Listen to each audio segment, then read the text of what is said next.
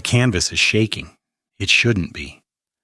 Canvas stretched over bamboo, properly secured, should hold still. But this canvas hasn't stopped shaking for 9 days. Inside the tent, 3 men lie awake. They've been listening to the wind for so long that they can no longer imagine silence. The temperature dropped below -30 centigrade sometime yesterday. Now it's -40. The difference stopped mattering days ago. 3 men. There were 4 of them 2 days ago. The 4th was a cavalry officer, 32 years old. His feet had turned black weeks earlier. Gangrene.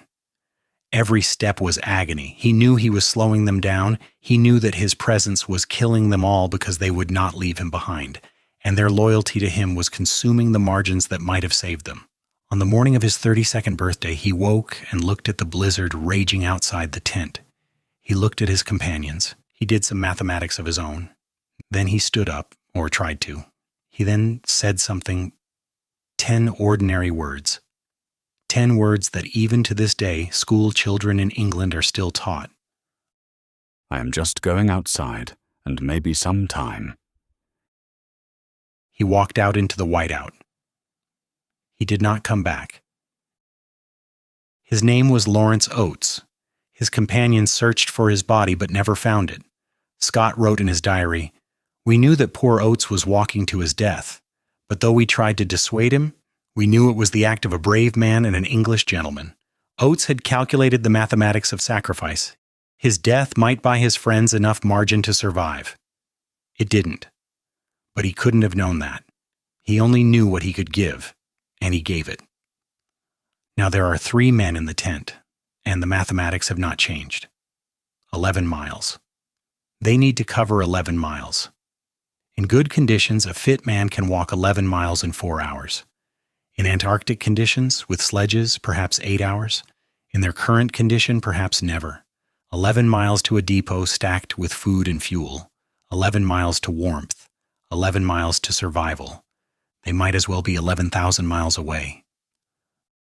The fuel ran out 4 days ago. Without fuel, they cannot melt snow. Without water, the body begins to shut down. Organs fail. The mind clouds. Death comes in stages, and these men have been watching each other move through those stages, saying nothing, because there is nothing left to say. The wind does not stop. One of them reaches for a pencil. His fingers are black with frostbite. The pencil shakes in his grip, but he writes. Not complaints, not curses against fate, not pleas that will never be read in time. He writes letters. To his wife, about their young son. Make the boy interested in natural history if you can. It is better than games. Try to make him believe in a God.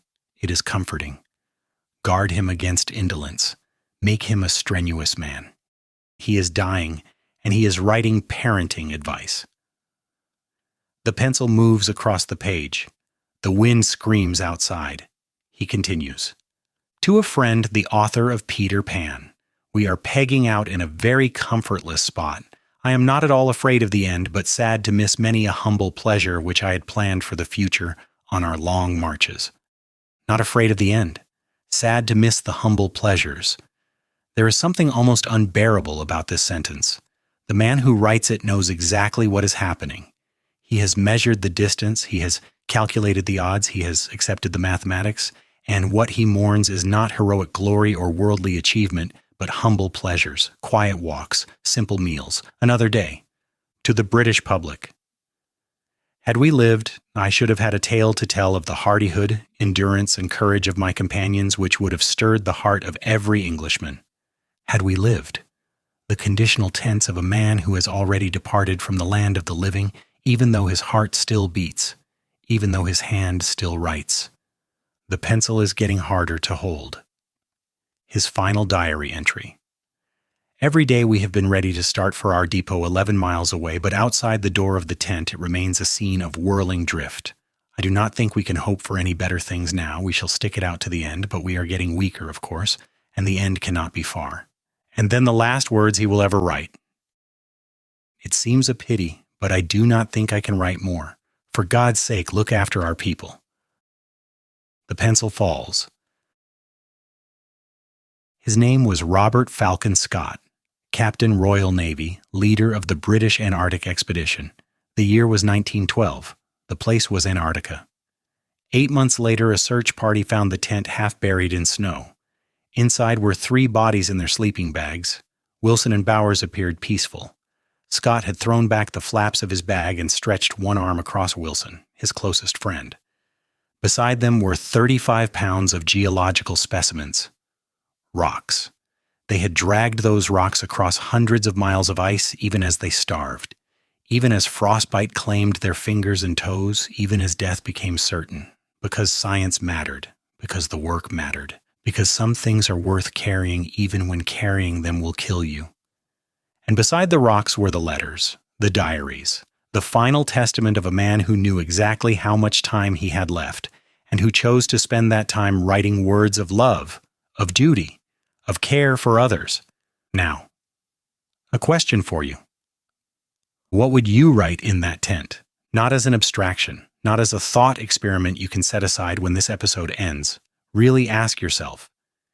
If you knew with mathematical certainty that you had days left, maybe hours, if the blizzard outside your door was never going to stop, if the 11 miles between you and survival might as well be 11,000, what would matter to you then? Would you think about the arguments you never resolved, the words you never said, the people you meant to call but never did? Would you reach for a pencil and try to set something right before the end? Or turn it another way, would you walk out into the blizzard like oats, giving your death so that others might live? Would you have that courage, that clarity? Could you say those words, knowing what they meant? I am just going outside and maybe some time? And here is the harder question still. If you knew today was your last, would you live it any differently? Would you make the same choices you made this morning? Would you spend your hours the way you're spending them now? Or would everything change? Most of us live as if we have unlimited time. We postpone. We defer. We tell ourselves there will be another chance, another day, another opportunity to do what matters. We waste years on trivialities and then wonder where the time went. But Scott knew. Oates knew. The mathematics were clear. And knowing changed everything. It stripped away the trivial. It revealed what actually mattered. It demanded a choice. What will you do with what remains? This is the question that Book 3 of the Meditations sits with. Not as a morbid exercise, not as pessimism or despair, but as the most clarifying question a human being can ask. When you truly understand that your time is limited, what will you do with what remains? Nearly 2,000 years earlier on the Danube frontier, Marcus asked himself the same question. We must make haste then, not only because we are daily nearer to death, but also because the conception of things and the understanding of them cease first. The urgency is double. Not only is time running out, our capacity to use that time well is also fading. The mind clouds before the body fails completely. We lose the ability to think clearly, to choose wisely, to act with purpose. Do not act as if thou wert going to live 10,000 years. Death hangs over thee.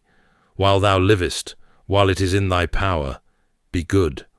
While thou livest, while it is in thy power, be good. Not someday, not eventually, now, with whatever time remains. Welcome to the Primary Texts. I'm Adam. This is episode 4 of our first season exploring the Meditations. If you're joining us for the first time, this podcast provides exhaustive engagement with philosophy's foundational works. Not summaries, not overviews. We read the actual texts substantially and completely because these works deserve nothing less than our full attention. I'd recommend starting with episode 1 for the full context, but you're welcome to begin here and work backwards. Over the next hour or so, you'll hear Marcus's own words, then my interpretation and analysis. The ancient wisdom speaks first. The modern commentary follows. In episode 1, we met the man, the reluctant emperor, the devoted student, the father who buried most of his children. In episode 2, we explored Book 1, his extraordinary catalog of debts and lessons. In episode 3, we entered Book 2, Marcus preparing himself psychologically for the day ahead. Now we arrive at Book 3. Confrontation with the fact that time is running out. Confrontation with mortality itself. This is the book where Marcus lists the great names of history: Alexander, Pompey, Caesar, and notes that they are all but dust now. This is the book where he examines his own body and calls it what it is: blood and bones, a woven knot of nerves, veins, arteries. This is the book where he tells himself to stop wandering, to sprint toward the finish, to act on every impulse as if it were his last. 16 sections, each one a meditation on what remains to be done. To understand Book 3, we need to understand where Marcus was when he wrote it. The scholarly consensus places the composition of Book 3 at Carnuntum, a Roman legionary fortress on the Danube, in the province of Pannonia. Today this is Austria, about 30 miles east of Vienna. In Marcus's time, it was the edge of the civilized world. Carnuntum was not a small outpost. At its height, the fortress and its surrounding civilian settlement housed perhaps 50,000 people. It was the headquarters of the Legio Quattordecima Gemina, one of Rome's most distinguished legions, and served as the primary base for operations against the Germanic tribes pressing against the empire's northern frontier. Picture it: a vast military complex of stone and timber barracks stretching in ordered rows, the Principia, the headquarters building where Marcus would have held war councils, bathhouses, because even on the frontier Romans bathed, temples to Jupiter, to Mithras, to the deified emperors who came before, workshops forging weapons, granaries storing supplies, hospitals treating the wounded, and beyond the walls, the civilian canaba, the settlement of merchants, craftsmen, and camp followers that grew up around every permanent legion. This was Marcus's home for extended periods during the Marcomannic Wars, not the marble halls of Rome, not the philosophical discussions of his youth, a military camp on the edge of empire surrounded by men whose primary skill was killing. The Marcomannic Wars had begun in 166 CE when Marcus was 45 years old. A coalition of Germanic tribes, primarily the Marcomanni and the Quadi, had crossed the Danube and pushed deep into Roman territory. They reached Aquileia in northeastern Italy. They came within striking distance of Rome itself. This was unprecedented. For the first time in nearly 300 years, barbarian armies threatened the Italian peninsula. The shock to Roman confidence was immense. Marcus had no choice but to respond personally. He was not a military man by training or temperament. He was a philosopher, a student of rhetoric, a devotee of Epictetus and the Stoic tradition, but he was also emperor, and an emperor's duty in crisis is to lead. By the time we reach Book 3, Marcus has been at war for years. The initial crisis has passed, the Germanic tribes have been pushed back across the Danube. But the war grinds on. Victory, when it comes, is temporary. The tribes regroup, probe for weakness, attack again. Marcus wins battles but cannot win the war. Not decisively, not permanently. He is in his early 50s now. His health is failing. The ancient sources speak of chest pains, stomach troubles, difficulty sleeping. Some modern scholars speculate about ulcers, others about the lingering effects of the plague.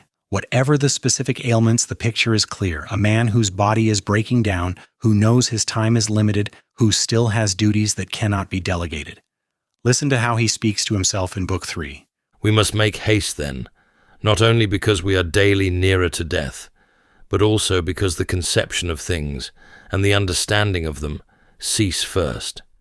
Not only is death approaching, the capacity to think clearly, to understand, to use whatever time remains wisely, that too is fading. Marcus feels this.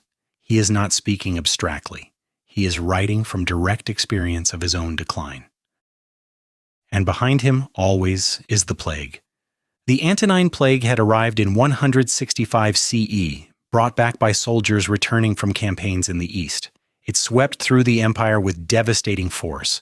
Modern estimates suggest it killed between 5 and 10 million people over the course of 2 decades, perhaps a quarter of the empire's population, perhaps more. The disease itself was probably smallpox, though some scholars argue for measles. The symptoms described by Galen, who treated patients during the outbreak, include fever, inflammation of the throat, skin eruptions, and diarrhea. Death came to many. Those who survived were often disfigured. The plague did not end. It waxed and waned. Marcus lost his co-emperor Lucius Verus to it in 169 CE. He lost soldiers by the thousands. He lost tax revenue as farms went untended, and commerce collapsed. He lost the sense that the world was orderly, that the gods were benevolent, that Roman power could protect its people from catastrophe. In Book 3, Marcus reflects on how death comes for everyone, even those who seemed most powerful, most skilled, most favored by fortune. Hippocrates, after curing many diseases, himself fell sick and died. The Chaldean astrologers foretold the deaths of many, and then fate caught them too. Alexander and Pompey and Gaius Caesar, after so often completely destroying whole cities, and in battle cutting to pieces many 10,000s of cavalry and infantry, themselves too at last departed from life. The physicians die. The fortune-tellers die. The conquerors die. What makes you think you will be different? This is Marcus reminding himself that no one escapes. Not skill, not power, not foresight can prevent the end from coming. By the time of Book 3, Marcus has lived with plague for years. Death is not an abstraction for him. It is a daily presence. The men he commands today may be gone tomorrow. His own body shows signs of mortality. The great men he admires have all gone to dust. Why should he be any different? This is the context for Book 3's relentless focus on mortality. When Marcus writes that you could leave life right now, he is not being dramatic. He is stating fact. When he lists the emperors who came before him and notes that they are all gone, he is looking at his own future. When he examines his body and describes it as blood and bones, a woven knot of nerves and veins, he is forcing himself to see what his body actually is beneath the purple robes and imperial dignity. There is something almost desperate in Book 3, a quality of urgency that differs from the measured preparation of Book 2. Marcus is no longer simply readying himself for difficulty. He is confronting the reality that time is running out. Do not waste what remains of your life in speculating about your neighbors, unless with a view to some mutual benefit. To wonder what so-and-so is doing, and why, and what he is saying, and what he is thinking, and what he is contriving, all this makes us stray from the observation of our own ruling power. Do not waste what remains. The phrase cuts through everything. Marcus is telling himself to stop being distracted. Stop worrying about what others think or do. The time for that has passed. What remains must be used for what matters. And yet, remarkably, this confrontation does not produce despair. It produces clarity. This is the Stoic insight at its most powerful. Facing mortality honestly does not diminish life. It concentrates it. When you truly understand that your time is limited, the trivial falls away. What remains is what matters. We should also note something about the structure of Book 3 that sets it apart from the books before and after. Book 1 was a list. Debts and lessons organized by person. Book 2 was preparation, Marcus steeling himself for the day ahead. Book 3 is something different. It is a sustained meditation on a single theme: the relationship between mortality and meaning. The 16 sections we'll explore today circle this theme from different angles. Some approach it through examples, listing the great men now dead. Some approach it through analysis, examining what the body actually is. Some approach it through exhortation, urging Marcus to stop wasting time. But all of them are asking the same question: given that you will die, and possibly soon, what is worth doing with the time that remains? Marcus's answers are consistent. Philosophy is worth doing. Virtue is worth pursuing. Duty to others is worth fulfilling. But performances, empty reputation, the opinions of fools, these are not worth a moment's attention. One more piece of context before we enter the text itself. Remember, Marcus was writing in Greek, not Latin. This was the language of philosophy, the language of his Stoic teachers, the language in which he had studied Epictetus and Plato and Heraclitus. It was also perhaps a way of creating distance, a private language for private thoughts. The title we use, Meditations, is not Marcus's own. He gave the work no title at all. In the manuscript tradition, it's sometimes called ta eis heauton, which means simply to himself. That's what these writings are: notes to himself, reminders, exercises. When we read Book 3, we are not reading a treatise intended for publication. We are not reading a letter meant to persuade. We are reading one man's attempt to keep himself on track when everything around him was falling apart. This makes the meditations both more intimate and more powerful than a formal philosophical work. We are not being taught by Marcus. We are overhearing him teach himself. We are watching him struggle with the same questions we struggle with, using the same tools we might use, achieving the same partial and temporary victories. He was an emperor, we are not. But in the face of mortality, that distinction collapses. Death comes for emperors and commoners alike.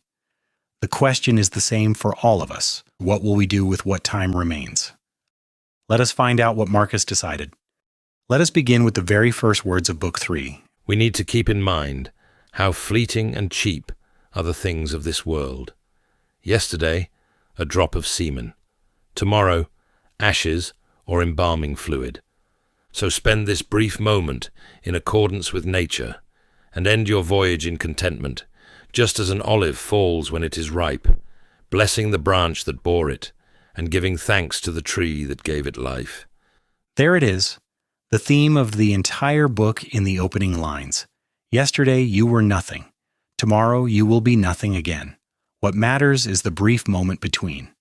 Notice the image Marcus chooses, an olive falling when ripe, not torn from the branch prematurely, not clinging past its time, but releasing naturally, gratefully, when the moment comes. This is how he wants to face death. Not with resistance or regret, but with blessing and thanks. The phrase "in accordance with nature" is central to Stoic philosophy. It doesn't mean living in the woods or rejecting civilization. It means aligning yourself with the rational order of the universe, accepting what happens as part of a larger pattern, playing your role well, then exiting when the play is done. And that stark juxtaposition at the start, yesterday a drop of semen, tomorrow ashes. Marcus is stripping away all pretension, all the purple robes and imperial titles, all the conquests and monuments. You began as biological matter. You will end as biological matter. Everything in between is your one chance to be something more than matter. Section 2 takes an unexpected turn. After that opening meditation on mortality, Marcus pauses to consider beauty. We should also observe things like this, even the incidental aspects of natural processes, and find a certain charm and attractiveness in them. Take bread baking. Cracks appear on the surface in some places. These fractures, though not intended by the baker's art, somehow catch the eye and stimulate the appetite in a peculiar way. Or figs, when they are ripest, beginning to crack open, and olives that have fallen and are on the verge of decay. There is a special beauty in these things, though they are hardly beautiful in the conventional sense. But anyone who feels deeply about nature's works as a whole will find these things pleasing to contemplate. Such a person would see the actual jaws of wild beasts as beautiful as any artist's representation. And in an old woman or man, such a person could perceive a kind of ripeness and perfection.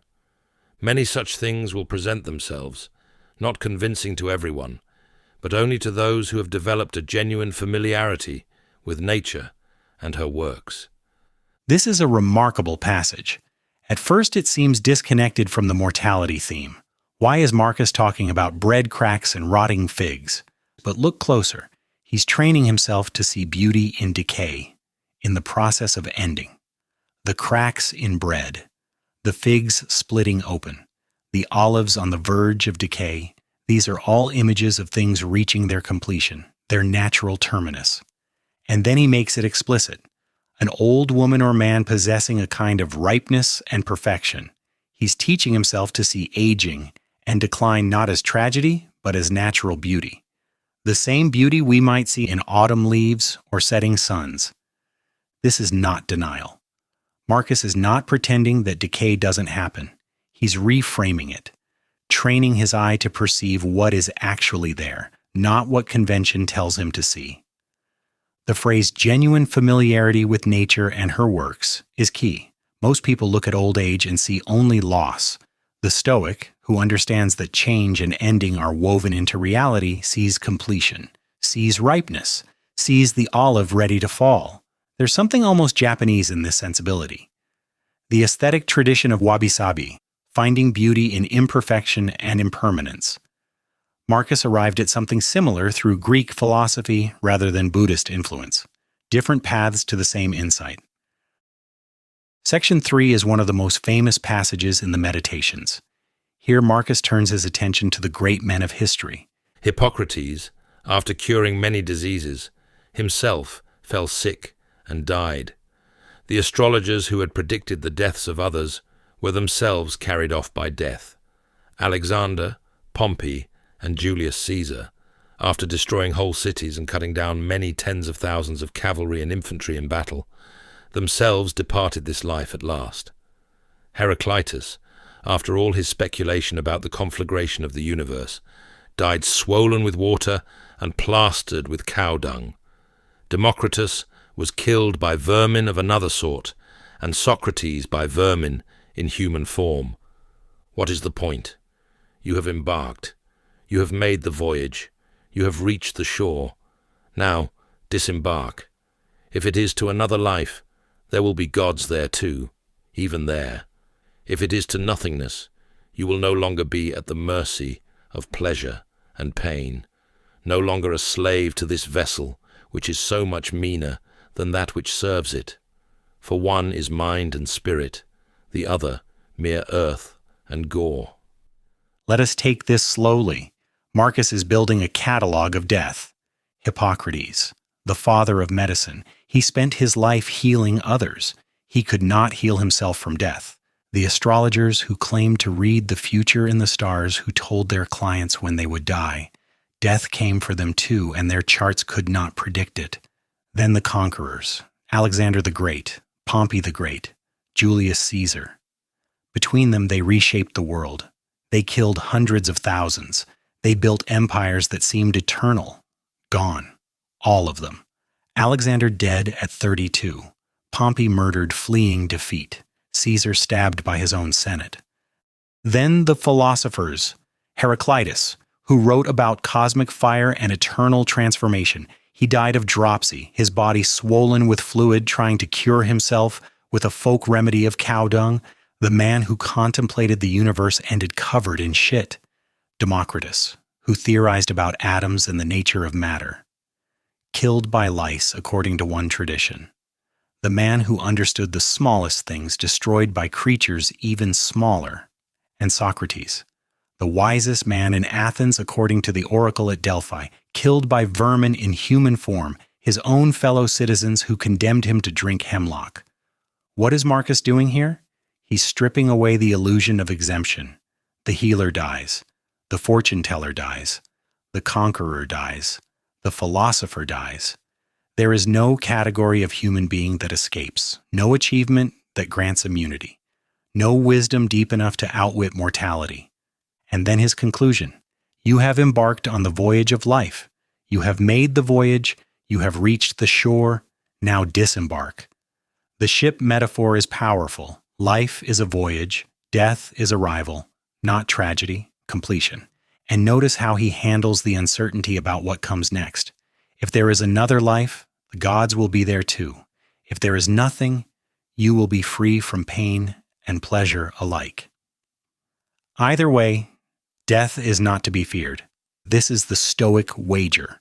Unlike Pascal's famous wager about God, which counsels belief out of self-interest, the Stoic wager counsels acceptance regardless of outcome. Whatever death is, it is part of nature. Whatever nature does is right. Therefore, death, whatever it brings, is right. Section 4 is where Marcus turns from contemplation to exhortation. Having established that death is universal and coming, he now asks, what follows from this? Do not waste what remains of your life in speculation about your neighbors, unless it contributes to the common good. Think about what so-and-so is doing and why, what he is saying, what he is thinking, what he is plotting. All this distracts you from attending to your own ruling reason. You should avoid pointless thoughts of all kinds, but especially curiosity about others and malice. Train yourself to think only thoughts, such that if someone were to ask you suddenly, "What are you thinking about?" you could answer honestly and without hesitation, proving that all your thoughts are simple and kind, the thoughts of a social being who has no interest in pleasure or rivalry, no envy or suspicion, and nothing you would blush to admit. Such a person, who refuses to put off joining the ranks of the best, is a kind of priest and servant of the gods. He makes proper use of the spirit planted within him, which keeps a man uncontaminated by pleasures, unwounded by any pain, untouched by any insult, and innocent of all evil. He is a contestant in the greatest competition of all, the struggle not to be overthrown by any passion. He has dyed his being deeply in justice. He welcomes with all his heart whatever happens, whatever is assigned to him by fate. He rarely, and never without great necessity for the common good, wonders what someone else is saying or doing or thinking. He concerns himself only with his own actions, constantly thinking about the part the web of fate has assigned to him, making sure his actions are good, and that his character accepts and trusts whatever fate has allotted him. Every living thing has its own particular good, and the good of a rational being is community with others. It has long been established that we were made for one another. Is it not obvious that inferior things exist for the sake of superior ones, and that living things exist for each other's sake? Now, among living things, the irrational exist for the rational, and among the rational, the inferior for the superior. And of all things, rational beings are supreme. This is the longest section in Book 3, and the most prescriptive. Marcus has moved from reflection to instruction, from describing reality to commanding action. The central injunction is clear. Stop wasting time on other people's business. What your neighbor is doing, saying, thinking, plotting. This is not your concern. It distracts you from the one thing that is your concern, your own ruling reason. The ruling reason. In Greek, the hegemonikon. This is the Stoic term for the commanding faculty of the soul, the part of you that judges, decides, assents, the captain of the ship. Marcus is saying, tend to your captain. Do not let your attention scatter to matters beyond your control. Then comes a test, a thought experiment. If someone could interrupt you at any moment and ask, what are you thinking about? Could you answer without blushing?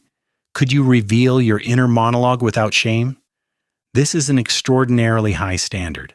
Most of us, if our thoughts were broadcast publicly, would be mortified.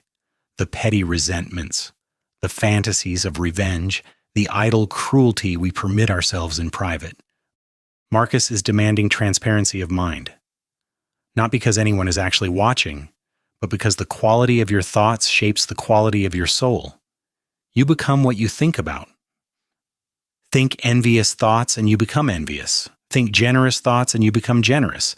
And then the description of what such a person looks like. A priest and servant of the gods, uncontaminated by pleasure, unwounded by pain, untouched by insult, a contestant in the greatest competition of all. What is that competition? The struggle not to be overthrown by any passion, not to eliminate passion, though. The Stoics did not counsel emotional numbness, but to remain upright when passion strikes, to bend without breaking, to feel without being controlled. He has dyed his being deeply in justice.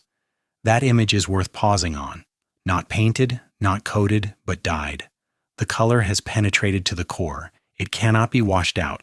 This is what virtue looks like when it has become not a performance, but a nature. Finally, the argument for community. The good of a rational being is fellowship with others. We were made for one another. This is why Marcus cares about the common good even as he contemplates his own death. The two are not separate. To live well is to live for others. To die well is to have served. Section 5 continues the description of the well-ordered soul. The properties of the rational soul. It is aware of itself. It analyzes itself. It makes of itself whatever it chooses. It enjoys its own fruit, whereas plants and animals produce fruit enjoyed by others. It reaches its own goal wherever the boundary of life is set. Unlike a dance or a play or other such performances, which are incomplete if interrupted, the soul completes its intended task fully and entirely, no matter where it is stopped. So that the soul can say, I have all that is mine. Moreover, the rational soul traverses the whole universe and the void surrounding it. It extends itself into the infinity of time, embracing and comprehending the cyclical regeneration of all things. It considers the fact that those who come after us will see nothing new, and that those who came before us saw nothing more than we do. In a sense, a man of 40, with any understanding at all, has seen all that has been and all that will be, since all things are alike in kind. The properties of the rational soul also include love of one's neighbors, truth, self-respect, and valuing nothing above itself. And this is also a property of law, so there is no difference between right reason and the reason that produces justice. Section 5 completes the portrait begun in Section 4. If Section 4 told us what to avoid, Section 5 tells us what the soul is capable of when properly cultivated. First, self-awareness. The soul is aware of itself, analyzes itself. This reflexive capacity, the ability to think about thinking, to examine the examiner, is what distinguishes rational beings from all others. Second, self-determination. The soul makes of itself whatever it chooses. This is the Stoic doctrine of moral freedom. External circumstances cannot be controlled, but the response to circumstances is entirely within our power. The soul sculpts itself. Third, self-sufficiency. The soul enjoys its own fruit. Plants and animals produce fruit consumed by others. The rational soul produces virtue, which it alone can enjoy. No one can take your integrity from you. No one can steal your character. The only way to lose it is to give it away. Then comes a striking image. Unlike a dance or a play, which is incomplete if interrupted, the soul's work is complete at any point. This directly addresses the fear that death might come before we've finished our projects, achieved our goals, completed our plans. Marcus is saying that's not how it works. The soul's task is not a project with a deadline. It is a way of being that is complete in every moment. If death comes today, the soul can say, I have all that is mine. There is nothing left undone, because the only task was to be fully present and fully good in each moment. And that task is accomplished or failed moment by moment, not at some future completion point. Then the cosmic vision. The rational soul traverses the whole universe, extends into the infinity of time, comprehends the cyclical regeneration of all things. This is the Stoic practice of taking the view from above, seeing your life from the perspective of eternity. From that height, your troubles are small. From that height, death is natural. And the humbling observation, a person of 40 with any understanding has seen all that has been and all that will be, because the patterns repeat. The same hopes and fears, the same struggles and triumphs, the same births and deaths. Alexander thought his conquests were unprecedented. They were variations on a theme as old as humanity. The section ends by equating the properties of the rational soul with the properties of law. Right reason and the reason that produces justice are identical. When you think correctly, you act justly. When you act justly, you express your rational nature. There is no gap between wisdom and virtue. They are two names for the same thing. Section 6 is perhaps the most visceral passage in Book 3. Here Marcus strips away every illusion about the body, about pleasure, about the things we think we value. Be like the rocky headland on which the waves constantly break. It stands firm, and around it the seething waters are laid to rest. It is my bad luck that this has happened to me. No, say rather, it is my good fortune that, although this has happened to me, I remain unharmed, neither crushed by the present nor afraid of the future. This sort of thing could have happened to anyone, but not everyone would have remained unharmed by it. So why should this be considered bad luck, rather than good fortune? In general, would you call anything bad luck for a man, if it is not a deviation from man's nature? And would you consider something to be a deviation from man's nature, if it is not contrary to the will of his nature? Well then, you have learned what that will is. So can what has happened prevent you from being just, generous, self-controlled, prudent, careful in judgment, truthful, self-respecting, free, and from having all the other qualities which, when combined, fulfill man's proper nature. So whenever anything happens that might cause you distress, remember this principle. This is no misfortune, but bearing it nobly is good fortune. The rocky headland. This image would have resonated for any Roman familiar with the Mediterranean coast, those great promontories of stone where waves crash endlessly, throwing spray into the air, roaring with fury, and the rock stands. It does not argue with the waves, it does not complain about their unfairness, it simply stands. This is the Stoic ideal of equanimity, not numbness, not indifference. The rock is fully exposed to the waves, it feels their force, but it is not moved. Then comes a reframing exercise. When something bad happens, the instinctive response is, "What bad luck?" Marcus says, "Reverse it. What good fortune that this has happened and I remain unharmed, not physically unharmed necessarily, but morally unharmed, spiritually intact, still capable of justice, generosity, self-control, and prudence." The argument is precise. Bad luck would be something that prevents you from fulfilling your nature, but your nature as a rational being is to be virtuous. External events cannot prevent virtue. Therefore, external events, no matter how painful, are not truly bad luck. This is hard doctrine. A man whose house burns down, whose child dies, whose body fails, is he to call this good fortune? Marcus is not saying the pain is not real. He is saying the pain is not the point. The point is how you respond. And the capacity to respond well is always within you. That capacity is your good fortune. It cannot be taken away. Now comes one of the most famous passages in all of Marcus's writings. Section 6 continues, and here he turns his unflinching gaze on the body itself.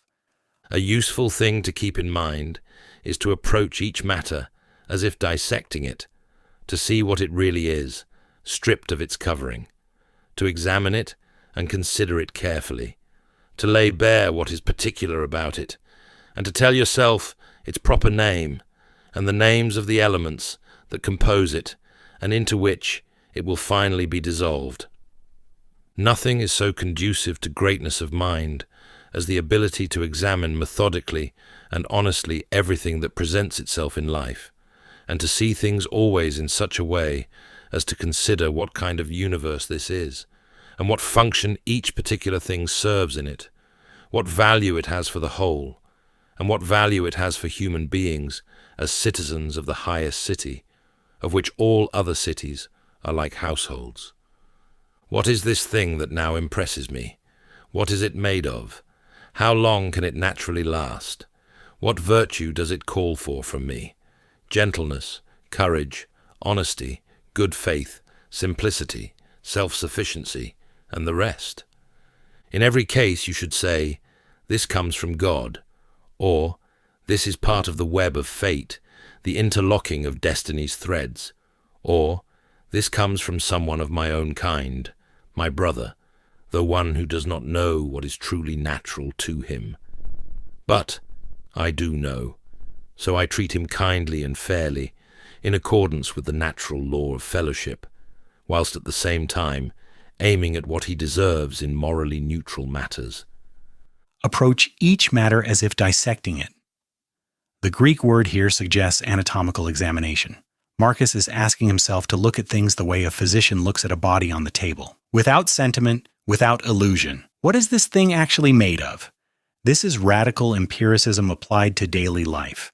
When you feel desire for something, stop. Ask, what is this thing really? Strip away the story you're telling yourself. Strip away the social value, the marketing, the accumulated associations. What remains? The answer often is less impressive than the desire suggested. Marcus will make this explicit later when he describes sex as friction and a spurt of mucus, and fine wine as fermented grape juice. He is not trying to eliminate pleasure. He is trying to see through the inflation that makes ordinary things seem extraordinary. Then, the cosmic perspective. What function does this thing serve in the universe? What value does it have for the whole? From this height, most of what we worry about shrinks to insignificance. And the practical test? What virtue does this situation call for from me? This is the pivot from contemplation to action. It doesn't matter what the situation is. It matters what the situation requires of you. Gentleness, courage, honesty? The Stoic response to any circumstance is to ask, what is my job here, and then to do it. Section 7 extends the dissection technique to pleasures and amusement specifically. In the case of food and such pleasures, examine the matter thus. This is the corpse of a fish. That is the corpse of a bird or pig. Or again, this Falernian wine is merely grape juice, and this purple robe is sheep's wool dyed with the blood of a shellfish. As for sexual intercourse, it is merely friction and the spurt of mucus. Impressions like these reach to the things themselves and penetrate them, so that we see them as they truly are. We should do this throughout our lives. Where things seem most worthy of our approval, we should lay them bare and see how cheap they are, stripping away the legend in which they are dressed. Pride is a master deceiver, and when you think you are occupied with important matters, that is when it has you most in its spell. See what Crates said about Xenocrates himself. This passage has shocked readers for nearly 2,000 years. Reducing sex to friction and the spurt of mucus seems almost pathological. Is Marcus a prude, a killjoy, a man who hates pleasure? No, he is a man who hates deception, and pleasure deceives. Consider how we think about food. A beautifully prepared meal arrives at the table. We feel anticipation, desire, almost reverence. But what is actually there? Dead animal. Cooked plant matter. Chemicals that will trigger dopamine release in our brains. The experience we're having is largely manufactured by presentation, by expectation, by the story we're telling ourselves. Marcus is not saying don't eat the meal. He is saying know what you're eating. Don't be fooled into thinking you need this particular meal, this particular presentation, this particular status signal. The body needs fuel. Everything beyond that is decoration. The same with sex. The culture around Marcus treated sexuality with far less restraint than modern Western norms. Public baths, widespread prostitution, the casual use of slaves for sexual gratification. Marcus is pushing back, not with moral condemnation, but with clarity. You think this is the height of pleasure? Look at what is actually happening. Friction, mucus. Is this worth rearranging your life for? Is this worth compromising your integrity? The purple robe is particularly pointed. Purple was the color of emperors. The dye came from murex shellfish and was extraordinarily expensive. Marcus himself wore purple daily, and here he is reminding himself, sheep's wool, shellfish blood, nothing more. The reference to Crates and Xenocrates at the end is obscure. Crates was a cynic philosopher known for his contempt for convention. Xenocrates was a head of Plato's academy, presumably more dignified. Whatever Crates said about Xenocrates, the point seems to be that even respectable philosophers can be captured by pride when they think they're doing important work. Section 8 is brief but essential. Here, Marcus addresses the suffering we add to our suffering through imagination. Most of what we say and do is unnecessary.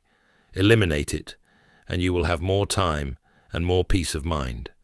So at every moment, you should ask yourself, is this one of those unnecessary things?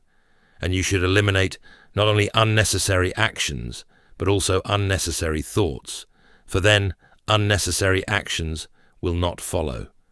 This is practical psychology at its finest. Most suffering is not from what happens, but from our response to what happens, and most of our response is unnecessary elaboration. Something goes wrong at work. That is one thing. But then we replay it endlessly. We imagine the worst outcomes. We construct dialogues with people who aren't present. We catastrophize. We ruminate. We spend hours suffering from something that took minutes to happen. Marcus is saying, stop. Not every thought needs to be thought. Not every action needs to be taken. Before you speak, ask, is this necessary? Before you act, ask, is this necessary? Before you think, ask, is this actually necessary? The last line is crucial.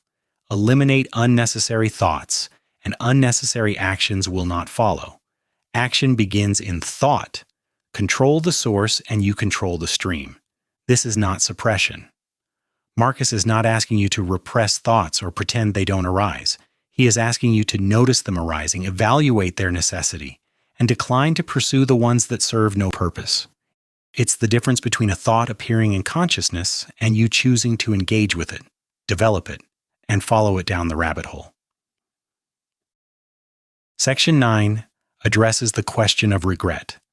Repentance is a kind of self-reproof for having neglected something useful.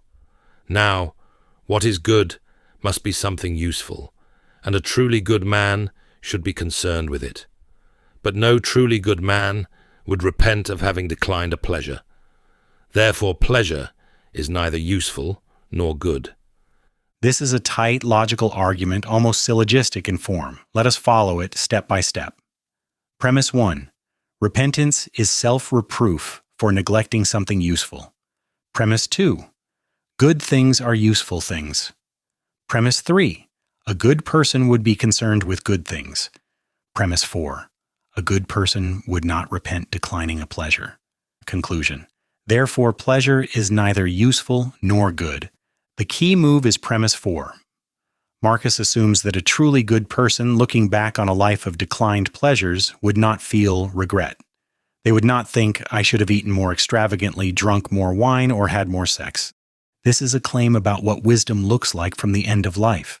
When you're dying, what do you regret?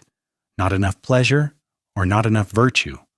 Marcus is betting that the wise person regrets only failures of character, not missed opportunities for enjoyment. This is not an argument against pleasure. It is an argument against treating pleasure as the good. Pleasure can accompany good action. Pleasure can be enjoyed when present. But pleasure is not the thing to aim at. Virtue is. And no one ever regretted being too virtuous. Section 10 is one of the most quoted passages in all of Stoic literature. Here Marcus crystallizes the practice that follows from accepting mortality. Everything, a horse, a vine, has come into being for some purpose. Does this surprise you? Even the sun god will say, I exist to perform a function, and so will all the other gods.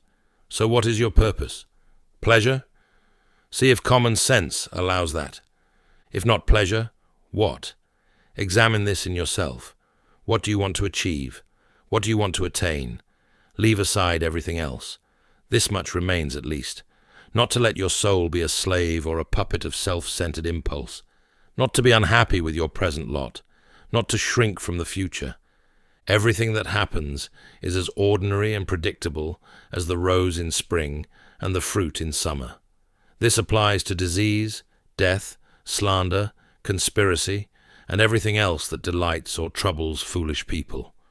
What follows is closely connected to what went before. Keep this in mind, and you will never be surprised by what emerges. A doctor, after all, has clearly in mind a certain number of ailments that can arise, and so does a pilot know the perils of the sea. So you too should keep before your eyes all the vicissitudes of life that can occur, so that you will not be caught off guard by any of them, saying, I never expected this, as you might have said, I knew that was coming. The opening is almost playful. Even the sun has a job to do. Even the gods clock in for work. So what's your excuse? Then the challenge. If not pleasure, what? It's easy to say pleasure isn't the goal. Harder to name what is. Marcus forces himself to confront the question directly, and his answer, at minimum, 3 things. Do not let your soul be enslaved to impulse. Do not be unhappy with the present. Do not shrink from the future. 3 forms of freedom. Freedom from internal tyranny. Freedom from dissatisfaction. Freedom from fear. Then the normalization of difficulty. Disease, death, slander, conspiracy. These are as ordinary as roses in spring, fruit in summer. They are not aberrations. They are the nature of things. This is the Stoic technique of premeditatio malorum, the premeditation of evils. By anticipating difficulties, you rob them of their power to shock. The doctor who has seen every illness is not surprised by illness. The pilot who knows every storm is not panicked by storm. The stoic who has contemplated every misfortune is not overthrown by misfortune. I never expected this. Those are the words of someone who hasn't thought clearly about reality. Reality contains disease, death, betrayal, loss. To be surprised by these is to have been living in a fantasy. I knew that was coming. Those are the words of someone who has done the work, not pessimism, not despair, clarity. When you know what can happen, you can prepare. When you prepare, you can respond with virtue instead of panic. Section 11 provides a systematic framework for approaching any situation. In the application of your principles, you must be like the wrestler, not the gladiator. For the gladiator puts down or takes up his sword, but the wrestler always has his hands ready, and needs only to clench them. Frequently examine your thoughts. Consider what sort of thing each one is. Strip away its material covering, its cause, what it is related to, how long it can naturally last, and what virtue it calls for. Gentleness, courage, honesty, good faith, simplicity, self-sufficiency, and the rest. So in every case you should say, this comes from God. This is part of the interweaving of fate, a strand in the web of destiny. Or, this comes from a human being, a kinsman, a partner, though one who does not know what is truly natural to him.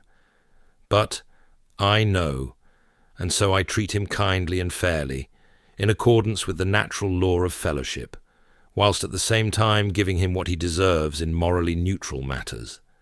The wrestler versus the gladiator. This is a distinction worth sitting with. The gladiator's skill is external. It depends on the sword. Without the sword, he is ordinary. The wrestler's skill is internal. His hands are always with him. He needs nothing beyond himself. Marcus is saying, be complete in yourself. Don't depend on external tools, circumstances, or advantages. The virtue that matters is always available, always at hand, requiring nothing but the clenching of what you already possess. Then, the systematic method again. Whenever a thought arises, examine it. What is it? What caused it? How long will it last? What virtue does it require? This is philosophical analysis as daily practice, not reserved for special occasions. It's applied to everything. And the three categories for understanding events. Either it comes from God, meaning it is part of the divine order that governs the universe, or it comes from fate, the web of causation that connects everything. Or it comes from a human being, a fellow member of the rational community. In the first two cases, acceptance is appropriate. If it comes from God or fate, it is not yours to refuse. In the third case, understanding is appropriate. The human who harms you does so from ignorance. They don't know what is truly natural to them. If they did, they would not act against reason. But you do know. And so you treat them kindly and fairly, not because they deserve it, but because it is your nature to do so. Because the law of fellowship binds rational beings together, because becoming bitter or resentful would harm you more than their action ever could. This is the high ground of Stoic ethics. Respond to harm with understanding. Respond to ignorance with patience. Respond to everything with the question, what virtue does this call for from me? We enter the final movement of Book 3. These closing sections build toward what may be the most urgent passage Marcus ever wrote. Section 12 opens with a striking analogy about where to find refuge. If you had a stepmother and a mother at the same time, you would do your duty by your stepmother, and yet you would constantly return to your mother. That is how you should think of the court and philosophy. Return to philosophy often and refresh yourself in her arms. With her help, even court life becomes bearable for you, and you become bearable in court life. The court. For Marcus, this meant the imperial administration. The endless audiences, petitions, decisions, the flattery and scheming, the weight of ruling an empire that stretched from Britain to Mesopotamia.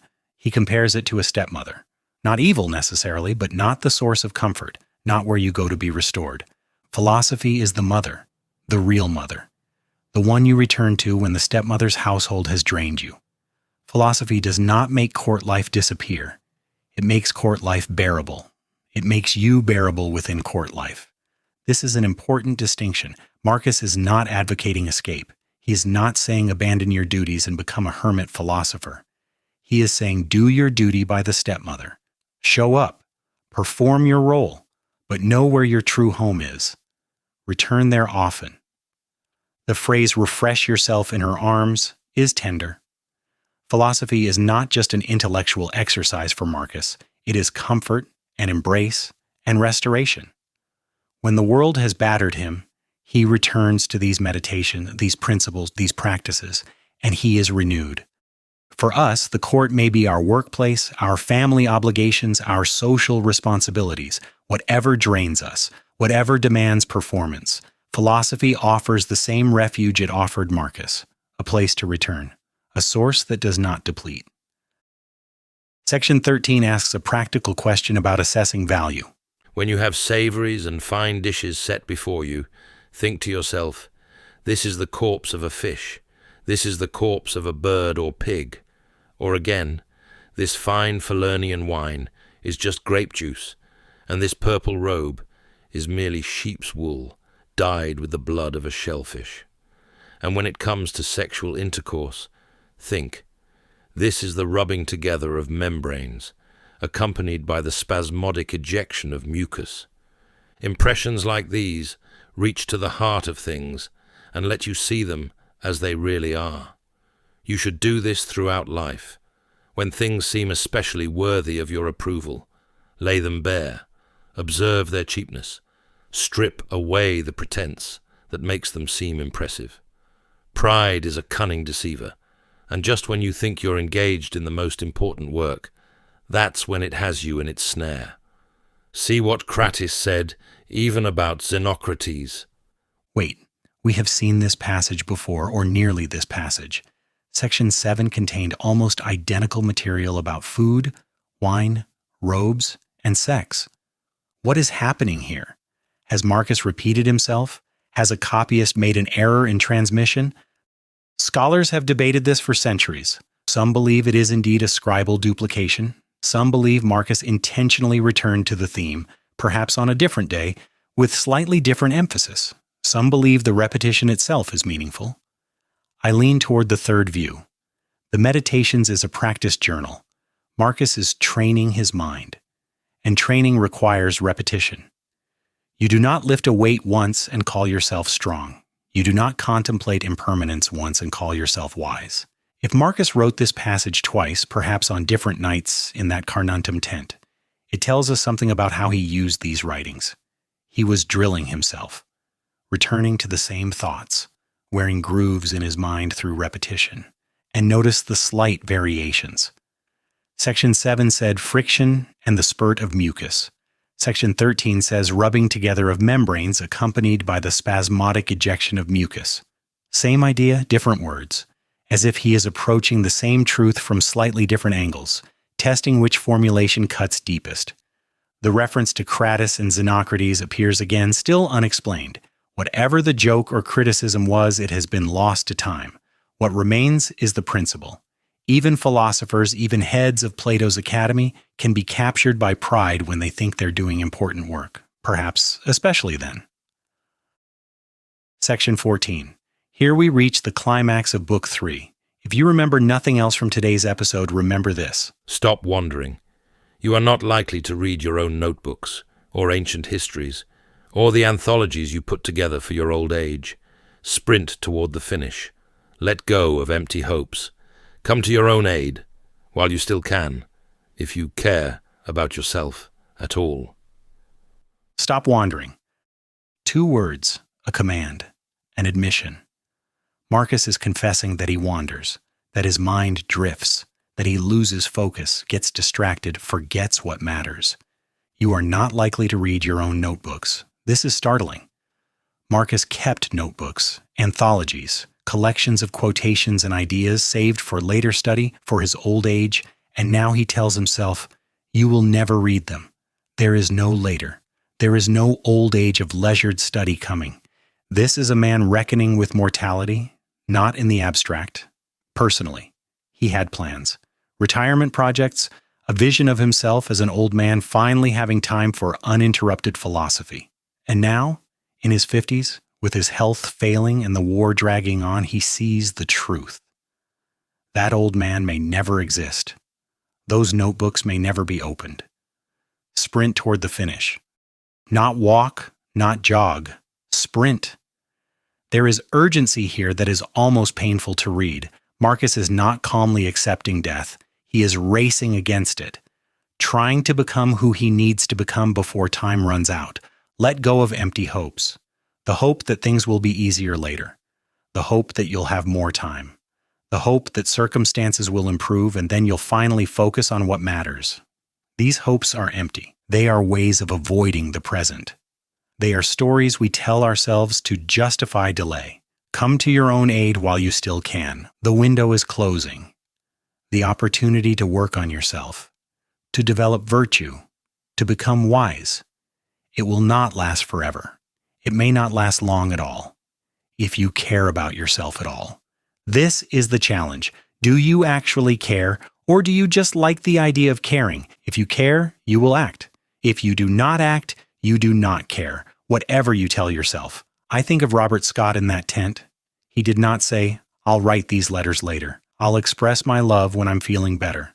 He wrote now, while he still could, because he understood that while you still can has an expiration date. Marcus understands the same thing, and he is begging himself not to waste what remains. Section 15 continues the theme, examining what is truly ours. They do not realize how much is involved in such things as stealing, sowing, buying, resting, seeing what needs to be done. For this is not done with the eyes, but with another kind of sight. This brief passage shifts the focus from mortality to perception, but it connects to everything that came before. What does it mean to truly see what needs to be done? The eyes show us surfaces, the external appearance of things. But Marcus has spent this entire book teaching us to look beneath surfaces, to see the corpse in the fine dish, to see the sheep's wool in the purple robe, to see the dust in the conqueror. There is another kind of sight, the sight that perceives not what things look like, but what they are, not how situations appear, but what they require. This is the vision of the philosopher, the trained perception that cuts through illusion. Stealing, sowing, buying, resting. These ordinary activities look simple from the outside, but seen truly, each involves complex moral and practical considerations. The thief thinks only of gain, not of the violation of fellowship. The farmer who truly sees understands his connection to the land, the seasons, the community that will eat what he grows. The buyer who truly sees recognizes the web of labor and exchange that brought this object to market, seeing what needs to be done. This is the practical wisdom the Stoics called phronesis, not just knowing what is good in the abstract, but perceiving what this specific situation requires right now from you. This perception cannot be taught through lectures. It must be developed through practice, through the kind of self-examination Marcus has been demonstrating throughout Book 3, through learning to strip away pretense and see things as they are. Section 16 brings Book 3 to its close. Here Marcus offers his final meditation on the composition of a human being. Body, soul, mind. To the body belong sensations, to the soul, impulses, to the mind, principles. The capacity for sensation is shared even by cattle. The capacity to be moved by impulses is shared by wild beasts, by men who have become women, by Phalaris and Nero. And the capacity to have the mind as guide to what appear to be duties is possessed even by those who do not believe in gods, who betray their country, who do their shameful deeds behind closed doors. So if all these capacities are shared by others, there remains as the distinctive characteristic of the good person this, to love and embrace whatever happens to him and is spun for him by fate, and not to pollute the spirit seated within his breast, or disturb it with a crowd of impressions, but to keep it gracious, following God in an orderly way, saying nothing contrary to truth, doing nothing contrary to justice. And if all people disbelieve him, that he lives a simple, decent, and contented life. He is not angry with any of them, nor does he stray from the path that leads to the goal of life, which he must arrive at pure, peaceful, ready to depart, and in effortless harmony with his fate. This is Marcus's anatomy of the human being. 3 parts: body, soul, and mind, each with its own function, each shared to varying degrees with other creatures. The body senses, even cattle do this. Sensation alone does not make you human. The soul, in this usage, means something like the seat of desires and aversions, impulses and reactions. Even wild beasts have this, even corrupt humans like Phalaris, the tyrant famous for roasting victims in a bronze bull, or Nero, whose cruelty Marcus would have known well from historical accounts. Impulse alone does not make you good. The mind applies principles to guide action, but even this can be corrupted. Atheists, traitors, hypocrites all have minds. They all apply principles, just the wrong ones. Or they apply them inconsistently, publicly virtuous, and privately vile. So what is distinctive about the good person? 2 things. First, to love and embrace whatever happens. This is the Stoic acceptance we have seen throughout. Not resignation, not passivity, but active embrace, willing cooperation with fate. Second, to keep the inner spirit unpolluted, not to crowd it with impressions, not to disturb its peace, to maintain that interior sanctuary where reason dwells. Then the qualities this produces: saying nothing contrary to truth, doing nothing contrary to justice, not angry when disbelieved, not straying from the path, and the goal: to arrive at the end of life pure, peaceful, ready to depart, and in effortless harmony with fate. This is what Marcus is working toward. Every meditation in Book 3 has been a step on this path: the contemplation of mortality, the stripping away of illusion, the examination of pleasure, the premeditation of difficulties, the urgency to sprint toward the finish.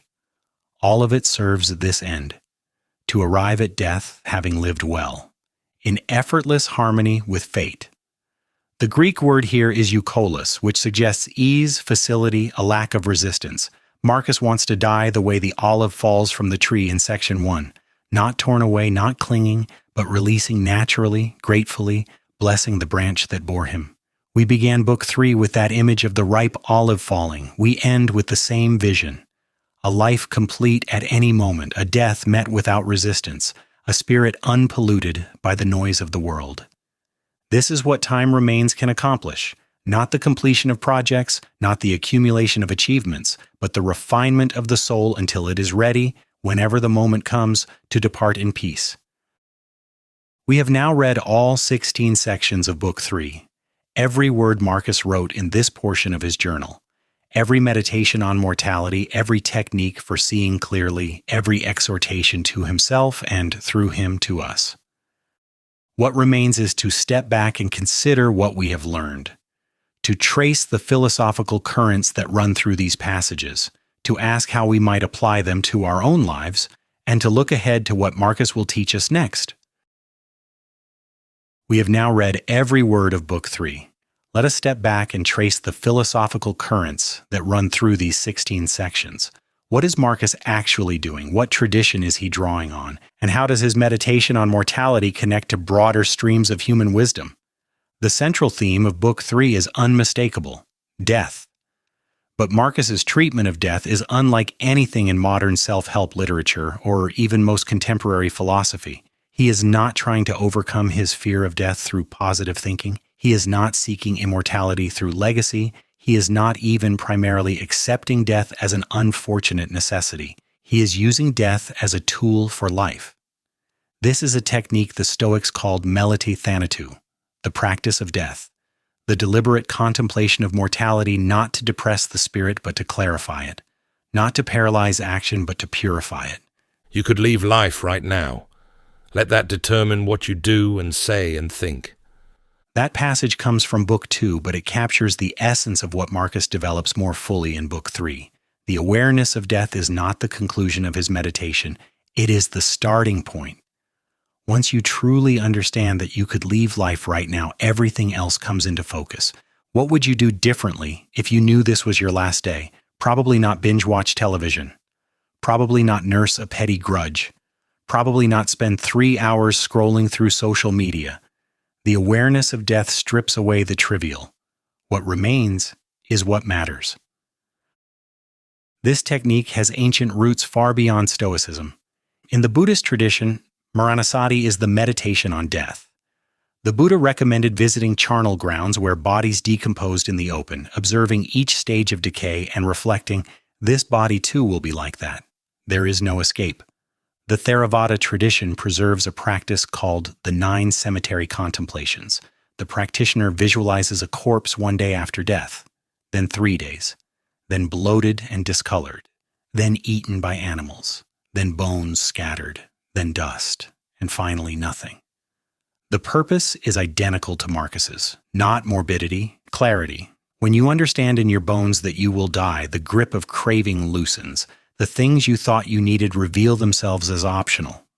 The person you thought had wronged you appears as a fellow mortal, equally doomed, equally deserving of compassion. Think often on the swiftness with which things pass and are gone, those that exist and those that come into being. Existence is like a river in perpetual flow, and its activities are continually changing, and its causes infinite in their variety. Scarcely anything stands still. Marcus sounds almost Buddhist here. The river of impermanence, the flux of becoming. This is the same insight that led the Buddha to teach that clinging causes suffering. If everything flows, then grasping at any particular form is like trying to hold water in your fist. But Marcus draws a different practical conclusion. Where the Buddha emphasized release from the cycle of rebirth, Marcus emphasizes engagement with this life while it lasts. Do not cling to outcomes, but do not withdraw from action. Accept impermanence, but sprint toward the finish. Work with what time remains. The philosophical tradition Marcus draws on most directly is, of course, Stoicism. And within Stoicism, his treatment of death follows a clear lineage. Epictetus, the former slave who became Marcus's most important philosophical influence, taught constantly about the importance of keeping death in view. Keep death and exile before your eyes every day, along with everything that seems terrible, but especially death. Then you will never have any abject thought, nor will you crave anything excessively. That is Epictetus. And the logic is straightforward. Why do we crave things excessively? Because we think we need them. Why do we think we need them? Because we forget we are going to die. Once death is truly present in your awareness, the question changes from, how can I get this thing I want, to how should I spend the time I have? Seneca, writing a generation before Marcus, developed this theme even more extensively. His letters are filled with meditations on mortality. Let us so order our minds as if we had come to the very end. Let us postpone nothing. Let us balance life's books every day. The greatest flaw in life is that it is always incomplete, and that something of it is always being deferred. One who gives the finishing touches to their life every day is never short of time. Seneca wrote that to his friend Lucilius. It could have been written by Marcus. The idea of finishing touches, of completing life's work daily, of being ready to depart at any moment. This is exactly what we find in Book 3. But there is a difference in tone. Seneca writes as a teacher, explaining principles to a student. Marcus writes as a practitioner, reminding himself of what he already knows but keeps forgetting. Seneca's prose are polished and crafted for publication, whereas Marcus's prose are raw, written in the field, never intended for anyone else's eyes. This gives Marcus's meditations a quality of authenticity that Seneca sometimes lacks. We are not being taught by a professional philosopher. We are overhearing a man talking himself through the night. Beyond the Stoic tradition, Marcus's treatment of death connects to a broader philosophical movement sometimes called the art of dying, or ars moriendi. In the medieval period, this tradition produced entire manuals on how to die well, but the roots go back much further. Plato has Socrates say in the Phaedo that true philosophers spend their whole lives practicing death. What did he mean? For Plato, the body is a distraction. The senses deceive. Physical pleasures pull us away from truth. The soul trapped in a body is like a prisoner in a cave, mistaking shadows for reality. Philosophy is the practice of separating soul from body, turning attention away from the physical toward the eternal forms that alone are truly real. Death, on this view, completes what philosophy begins. It finally frees the soul from its bodily prison. The philosopher who has practiced this separation all their life greets death as liberation. Marcus inherits some of this. His dissection technique, his stripping away of surface impressions, his insistence on seeing through physical pleasures, these all echo Plato. When he describes fine wine as merely grape juice, he is performing the Platonic move of looking past appearance to reality. But Marcus is more thoroughly materialist than Plato. The Stoics believed the soul was itself physical, made of refined matter, breath or fire that would eventually disperse at death. There is no confident expectation of personal immortality in the Meditations. When Marcus contemplates death, he contemplates genuine ending. Soon you will have forgotten everything. Soon everyone will have forgotten you. This is not Platonic hope for release into eternal truth. This is the unflinching recognition that you and everything about you will vanish. And yet Marcus finds this liberating rather than crushing. If nothing lasts, then nothing matters? No. If nothing lasts, then only certain things matter. Not wealth, not fame, not power, not pleasure. These cannot survive death and therefore cannot be the point of life. What can survive death, in a sense, is virtue. Not your personal virtue which dies with you, but the rational order of the universe that your virtue expressed. You participated, however briefly, in something larger than yourself. You played your note in the cosmic symphony. Then you fell silent, but the music continues. The cross-cultural parallels deepen our understanding of what Marcus is doing. In the Japanese tradition, the samurai cultivated a practice called Bushido, the way of the warrior. Central to Bushido was the concept of living as though already dead. The Hagakure, a manual of samurai ethics compiled in the early 18th century, opens with the famous line, "The way of the samurai is found in death." This sounds morbid, but it isn't. The samurai who has already accepted death is freed from hesitation. He does not worry about outcomes. He does not calculate advantages. He simply acts according to duty, without attachment to whether he lives or dies. This produces, paradoxically, a kind of relaxed effectiveness impossible for someone clinging to survival. Marcus would have understood this perfectly. His rocky headland standing firm while the waves crash around it is the image of the samurai who has accepted death. Not actively seeking it, but not fearing it either. Free to act because free from desperate attachment. In the Mexican tradition, the Day of the Dead, or Dia de los Muertos, celebrates ancestors through music, food, and flower-decorated altars. Death is not hidden or feared, but welcomed into the community. The skulls laugh, the skeletons dance. This is not denial of death, but integration of it, making death a familiar presence rather than a terrifying stranger. Marcus's meditation on the catalogue of the dead serves a similar function. Hippocrates, Alexander, Caesar, Heraclitus, Socrates. By naming them, by remembering how they died, by recognizing that even they are dust, Marcus makes death familiar. It is not something that happens only to others, only in the future, only as disaster. It is the universal condition already present, already here in every breath that brings you closer to your last. Modern philosophy has largely abandoned the meditation on death. We prefer to focus on how to live better, achieve more, be happier.